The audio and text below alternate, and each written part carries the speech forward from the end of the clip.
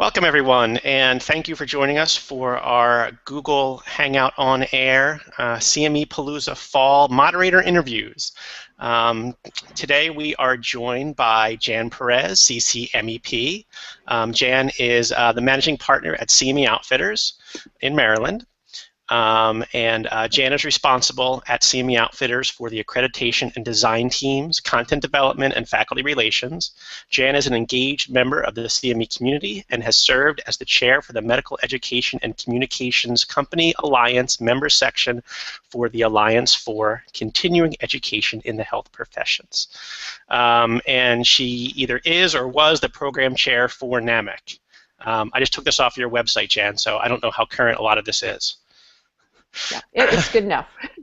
Okay, so I should introduce myself. I'm Scott Kober. I am one of the co-producers for CME Palooza Fall, and also here is Derek Warnick, the CME guy, who is my, I guess, co-producer for CME Palooza Fall.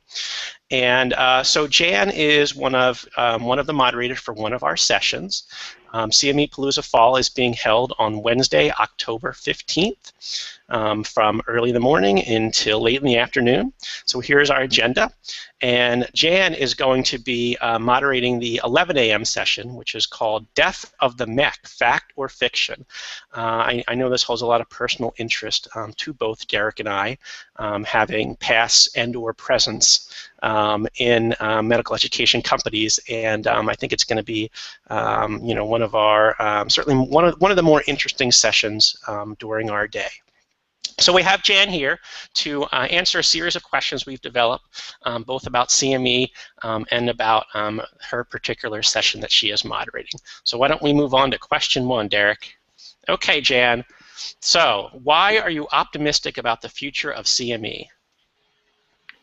I'm very optimistic about the future of CME for one reason is if we've weathered such a storm, there's nowhere to go but up. And I think we've learned a lot of lessons over the last 3 years, which have been really tough for a lot of MECs especially.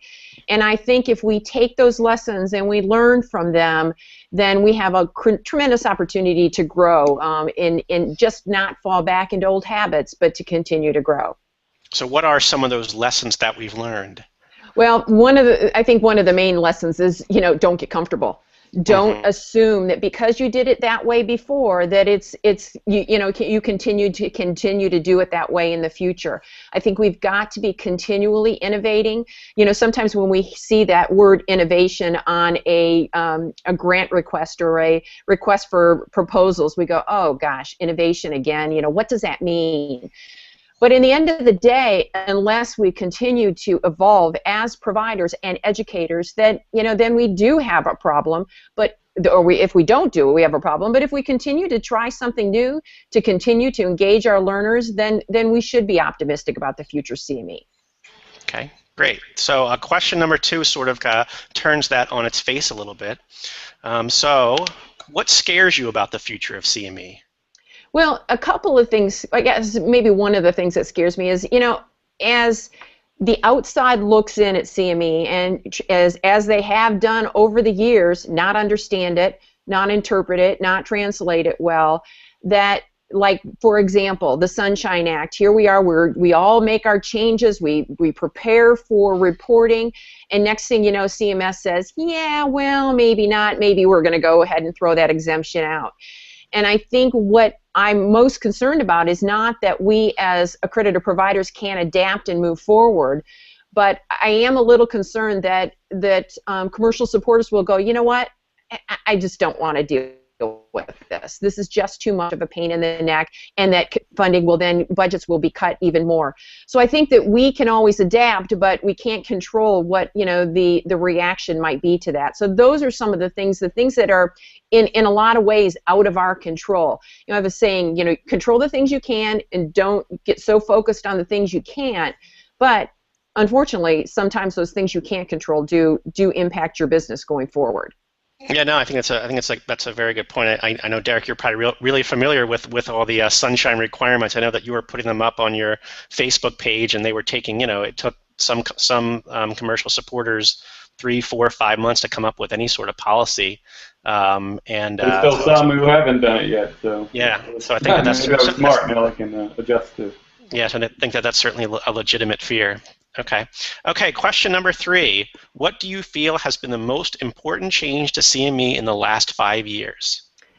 I think that one of the most important changes is that, we have evolved in our outcomes from the perspective of our expectation isn't that, gee, what are we going to do for outcomes? The expectation is that we measure what we do.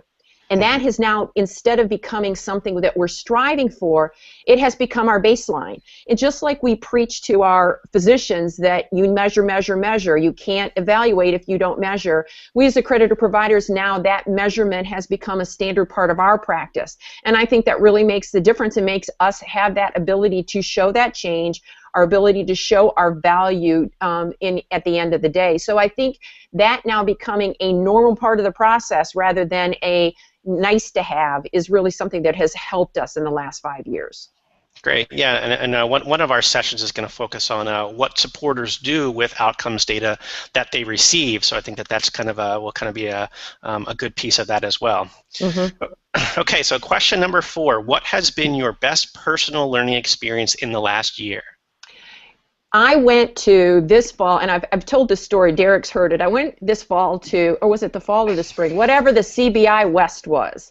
And it was without question one of the best meetings I have ever been to. And I judge meetings, training in educational sessions for myself based on the number of notes that I take. And I was just furiously writing notes. It was really an awesome session. But there was one session in particular that really struck me, really stayed with me. And it was interesting because it was a leadership session from someone who was not in the CME industry.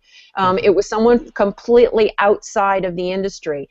And the person who told the story talked about, things like, you never get comfortable. The things that made you successful today may be your downfall in the future. And if you continue to do the same things and don't evaluate and challenge yourself each day, that you may fall behind. And told a story about, at the time, he was one of the leaders of marketing at Coke.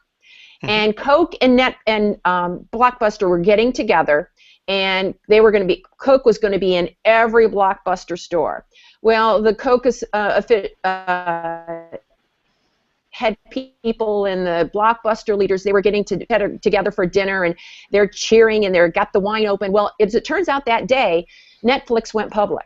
And they're thinking, they're all laughing, and the more the wine flowed, the more they said, Netflix, who's going to send their videos in the mail? People want to come in, they want to touch.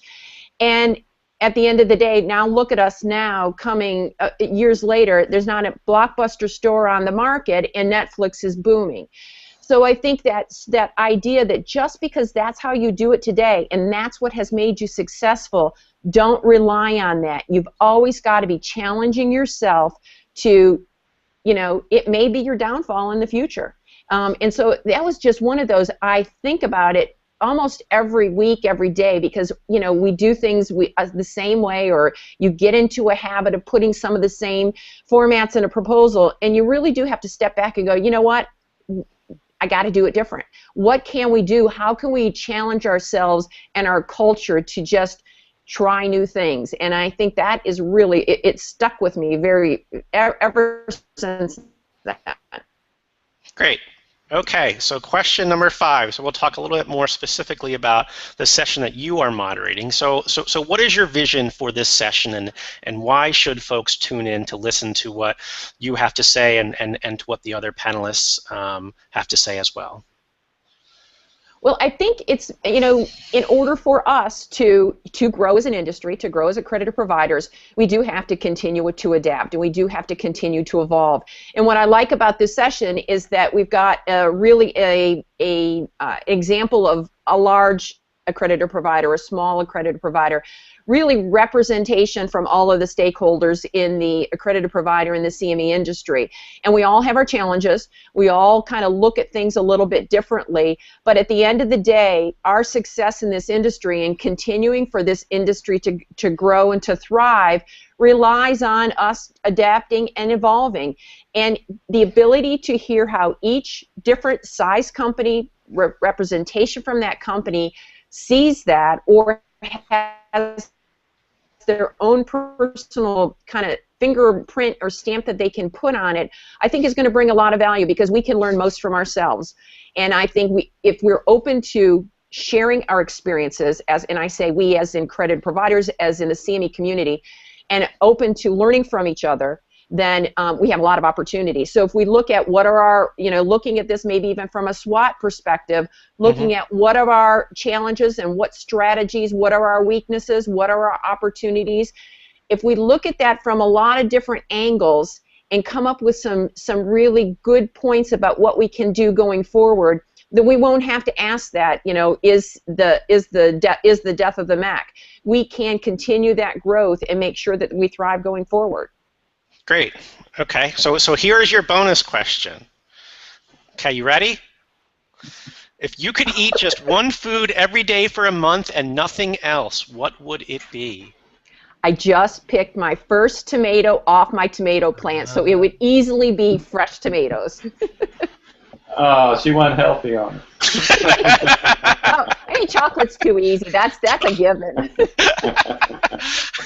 All right, great. Well, thank you very much, Jan, and certainly encourage people to go online to the CME Palooza site to check out our agenda, check out our sponsor listings, and to check out the blog for kind of regular updates on our upcoming program. I know we're still a few months away, but I think that there's already a lot of people who have set time aside, and we hope that people are going to continue to come back and kind of check in on what's going on, and then come back and join us for the big event in a couple months. So thank you, and we'll be seeing you soon. Yep, thanks. We're looking forward to it. Okay.